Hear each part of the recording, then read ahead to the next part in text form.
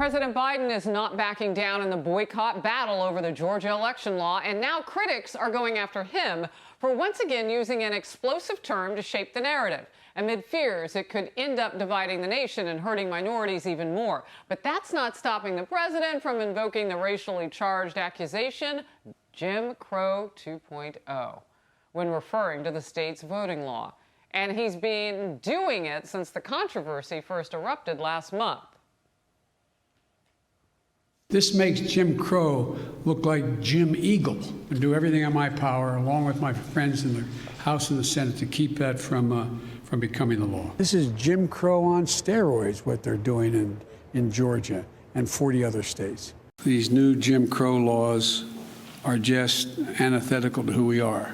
The other side to it, too, is when they, in fact, move out of Georgia, the people who need the help the most, people who are making hourly wages, sometimes get hurt the most. You're watching Outnumbered. I'm Harris Faulkner, here today, co-host Emily Campagno and Kayleigh McEnany, Fox Nation host of No Interruption, Tomi Lahren. And joining us today, civil rights attorney and Fox News contributor Leo Terrell. Great to see everybody. Boy, I tell you, Leo, it got heated with Senator Kennedy last hour. I mean, we had a real conversation about race, and I wonder if Democrats and the president and others are really listening and watching what's being said. They are dropping that R word, well, like it's candy. Well, first of all, thanks for having me, Harris. And hi, Kayleigh. Glad you're a member of the team of Outnumber. I feel very intimidated here because this is a Super A team right here. But Harris, I saw your interview. I saw your interview with Senator Kennedy. And I'll tell you right now, he's spot on. Let me be clear. I have spent 30 years of my life as a civil rights attorney. There is no systemic discrimination. There is no institutionalized racism in America. Jim Crow ended with the Civil Rights Act of 1964 and the Civil Rights Act of 1965. Joe Biden is lying from the Oval Office.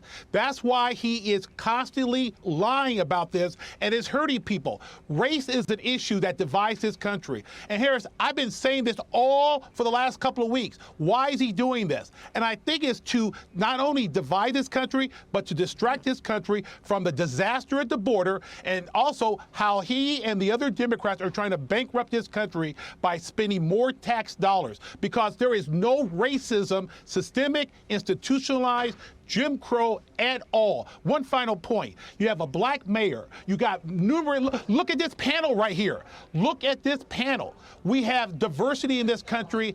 Jim Crow died in 1964.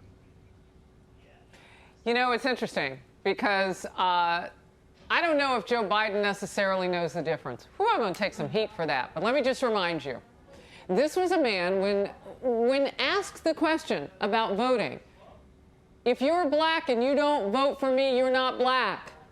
If you don't vote for me, you're not black. I mean, I don't know that he necessarily has drilled down on the election law in Georgia and figured out exactly what it says, and then gone back and looked at Jim Crow laws, figured out exactly what they said, and said, well, wait a minute, I don't need to convert or put these two pieces together. They don't go together. I'm not convinced he knows the difference. He's welcome to come on the program and we can ask him about it. Kayleigh. Yeah, that's exactly right. He also praised a segregationist as his mentor, so he has a rather checkered past when it comes to the issues of race. And it is a pernicious lie for him to say that this Georgia law is Jim Crow on steroids. This is quantifiable, Harris. Let's look at voter ID for a moment. In 2005, Georgia required voter ID to vote in person. In 2008, the Supreme Court upheld some of these voter ID laws in Indiana. John Paul Stevens was among the justices who joined the opinion. So they weren't upholding Jim Crow, they were upholding voter ID. And when they looked at the 5-year period after the Georgia voting ID requirement went into law, guess what they saw? Hispanic turnout increased by 60%, black turnout increased by 44%. There is no tie to voter ID. It's common sense, which is why 73% of black Americans support the provision. You know, Tomi, it boggles the mind still. Like when I first started reading about where they were going to put Major League Baseball and move it out, I wondered, do people even read their own election laws, right? And if the president is going to wade in on this, should someone not tell him that the same thing that he's taking exception to in Georgia is actually 2.0 in places like Colorado, which also has voter ID legislation for voting, which has fewer days in Colorado for early voting than the state of Georgia. Yeah, I believe every state should have voter ID. I think that that's just logical and realistic if we want to have election integrity. We know that maybe that's not so important to the Democrats.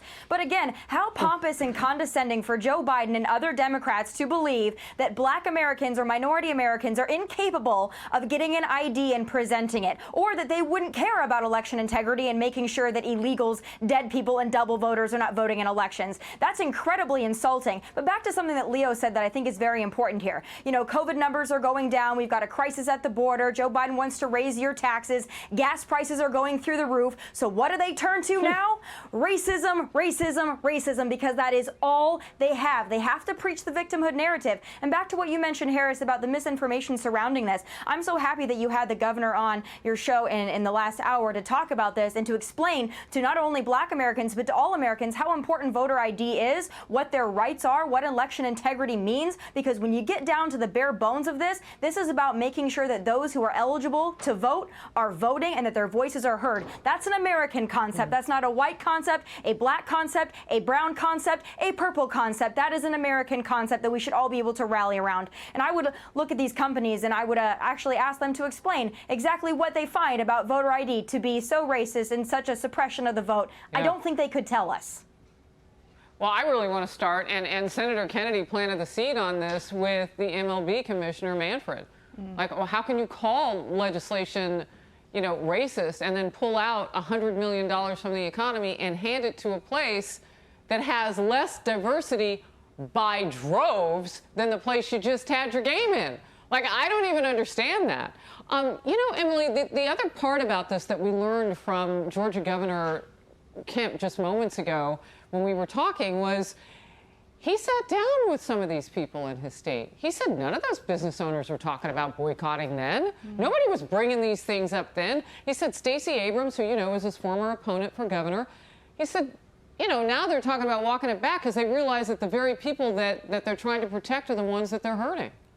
And this is against the backdrop, Harris, of almost 50% of Black-owned small businesses in this country being closed permanently because of the lockdown. So that's part of the argument here, is that why are these political leaders, the president most importantly, sort of continuing to racially divide and continually to stoke the flames when it's the constituents, it's all of us, it's Americans that are getting hurt, most importantly and most significantly, those that they are purporting to protect. And I point as well to Jason Riley's op-ed in the Wall Street Journal, where he pointed out, to Kaylee's point, that in 2013, the Supreme Court overturned the Voting Rights Act requirement that states with histories of racially motivated voter intimidation, how they had to have the DOJ or a federal court approve voting legislation. Well, they did away with that, the Supreme Court. And at the time, there was another uproar because the Democrats always harken back to 1964 with their argument. And yet the data showed that, in fact, there wasn't a resulting discrepancy between white and people of color turning out in voter turnout. And in fact, the Supreme Court cited the uptick, the massive showing by people of color in the polls as the reason for rescinding that requirement. So the statistics, frankly, do not prove and do not lend themselves toward this, again, broken record argument by the Democrats that it is 1964, because certainly it is not. Yeah.